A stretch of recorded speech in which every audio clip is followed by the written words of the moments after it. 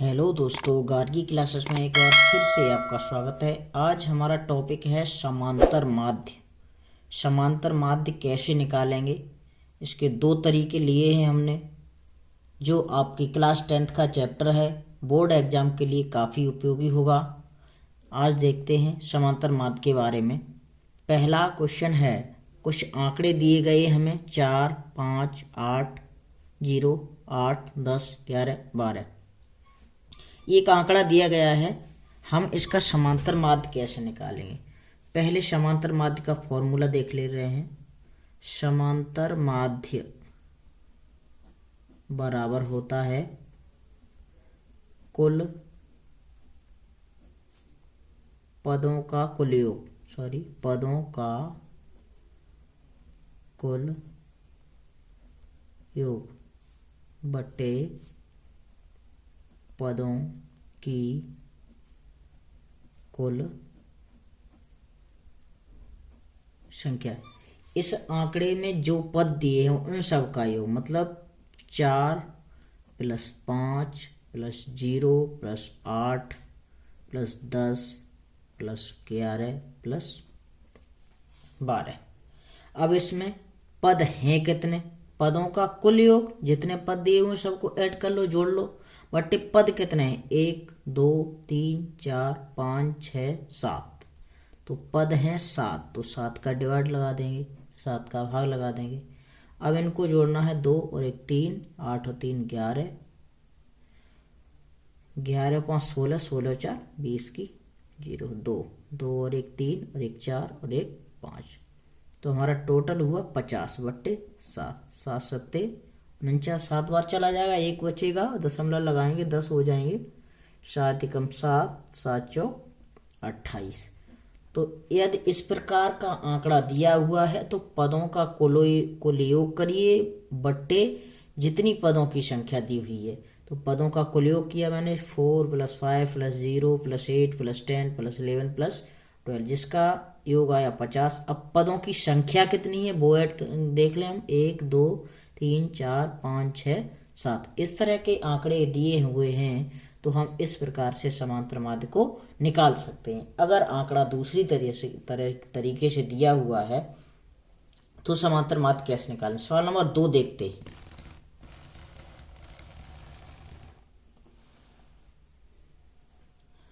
सवाल नंबर 2 की बात करें तो सवाल नंबर 2 दिया हुआ है, किसी कक्षा में 120 दिनों की अवधि में अनुपस्थित विद्यार्थियों की संख्या निम्न सारणी में है।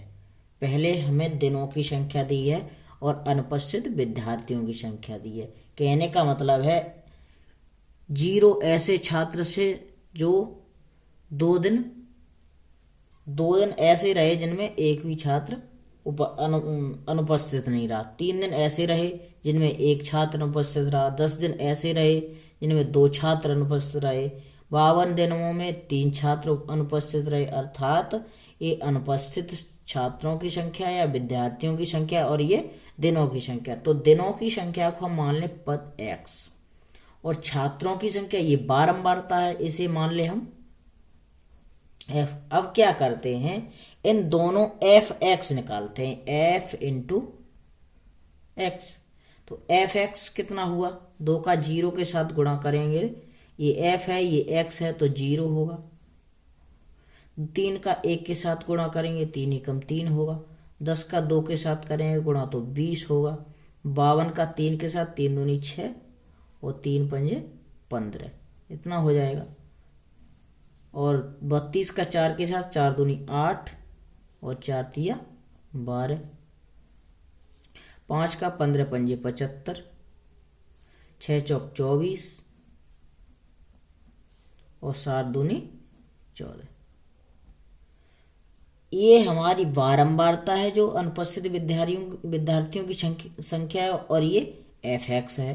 तो ये बारंबारता को सिग्मा f लिख देंगे, सिग्मा f, सिग्मा का मतलब टोटल आंकड़ों का योग। बारंबारता का योग करें तो कितना होगा, 7 और 6 13, 13 और 5 18 और 4 22, 22 और 3 हो गया हमारा 25, 26, 27 और 28। इसे कैपिटल N भी लिख देते हैं। तो बारंबारता हमारी आई सिग्मा एफ बराबर 28 बराबर एन, एन या सिग्मा एफ लिख दें। अब हम एफ एक्स को ये ऐड कर ले रहे हैं। ये कितना होगा, 4 4 8 5 13, 13 13 8 21 और 21 और 6 हुए हमारे 27, 21 और 6 27 हो गए, 27 और 3 हो गए हमारे, गलत, 27 और 3 हो गए 20, 30, 30 की 0 हासिल, 3 3 2 5 5 10 2 12 12 और 7 हो गए हमारे 19, 20 21 और 1 22 की 2 हासिल, 2 2 का मतलब 2 1 3 और 1 4। तो सिग्मा एफ एक्स हमारा निकला 420। सबसे पहले इन आंकड़ों में क्या करेंगे, एफ जो हमारे पद दिए होंगे उन्हें एक्स मान लेंगे, जो बारंबारता दी होगी जैसे विद्यार्थियों की संख्या दी है उसे एफ मान लेंगे, और एफ इंटू एक्स कर लेंगे, सिग्मा एफ एक्स हो जाएगा। और ये सिग्मा एफ जो विद्यार्थियों की संख्या बारंबारता दी हुई है वो हमारा एन हो जाएगा। अब वही फॉर्मूला लगाना है आपको समांतर माध्य वाला, समांतर माध्य बराबर सिग्मा एफ एक्स बटे sigma F. Sigma F x क्या है हमारा 420 बटे सिग्मा एफ या एन 28। जब इसका इससे डिवाइड करेंगे तो ये लगभग आ जाएगा हमारा 7 से काट दें, 7 6 42, 7 चौक 28, 4 एकम 4, 4 पंजे 20। तो इस प्रकार के अगर आंकड़े दिए हुए हैं तो सबसे पहले हम एक्स, उसके बाद एफ को देखेंगे, एफ एक्स निकालेंगे, फिर सिग्मा एफ एक्स निकालेंगे, और जो बारंबारता है विद्यार्थियों की संख्या है और कुछ भी हो सकता है यहाँ पे, तो वो सिग्मा एफ निकाल लेंगे, अर्थात ये एन हो जाएगा, ये सिग्मा एफ एक्स हो जाएगा। समांतर माध्य की बात करेंगे तो समांतर माध्य बराबर सिग्मा एफ एक्स बट्टे एन। अगला सवाल नंबर, अगर हमें आंकड़े वर्गांतराल के रूप में दिए हुए हैं तो हम क्या करेंगे, देखते हैं। तीसरा नंबर क्वेश्चन,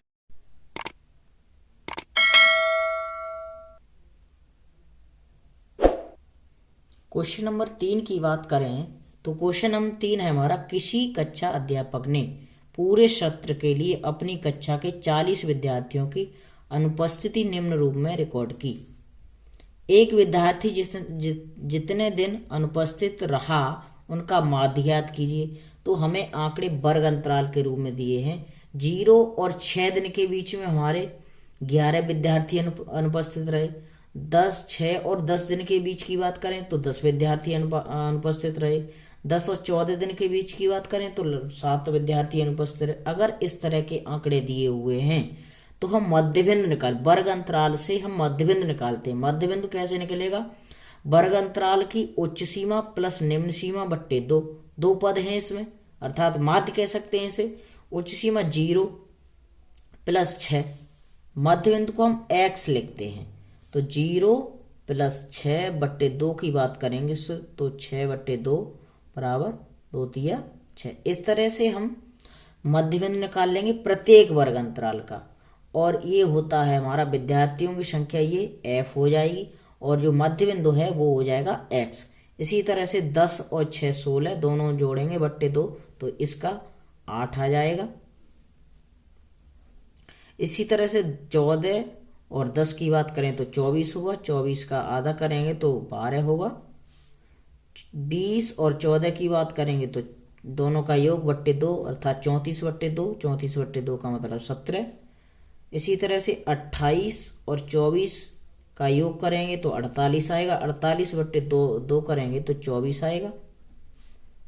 ऐसे ही इस पद की बात करें 28 प्लस 38 तो ये 66 हो जाएगा। 66 का 3 2 5 8 8 16 की 6 और 3 2 5 1 6, 66। 66 बट्टे 2 करेंगे तो 33 हो जाएगा ये।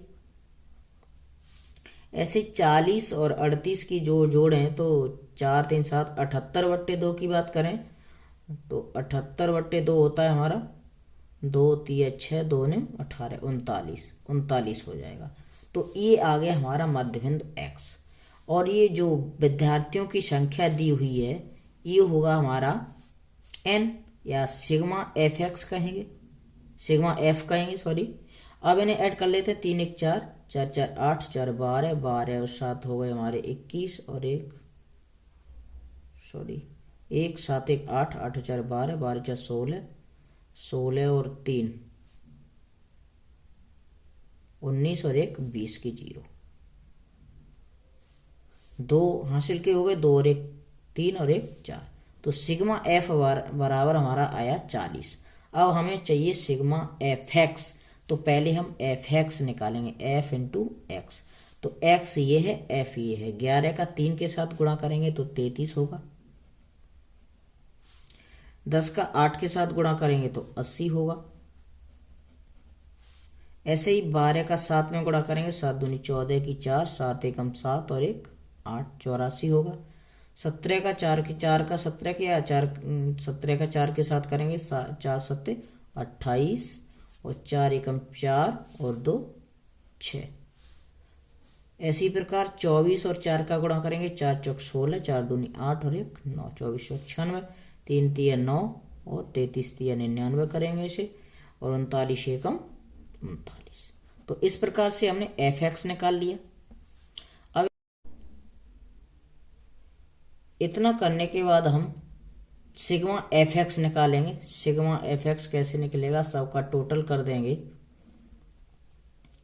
यहाँ से 4 3 7, 8 7 15, 15 और 6 21, 21 और 9, 21 और 9 30 और 9 39।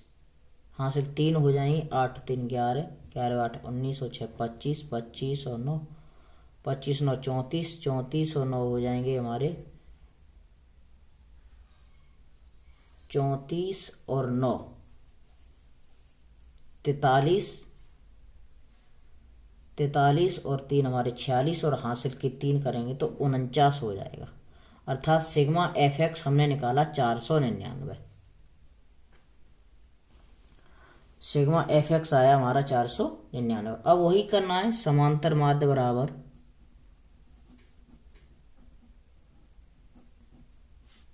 सिग्मा एफ एक्स बट्टे सिग्मा एफ या एन। सिग्मा एफ एक्स कितना है, 499 बट्टे 40। अगर 499 बट्टे 40 करें तो डिवाइड हमारा आएगा 12.475 समथिंग इतना आएगा।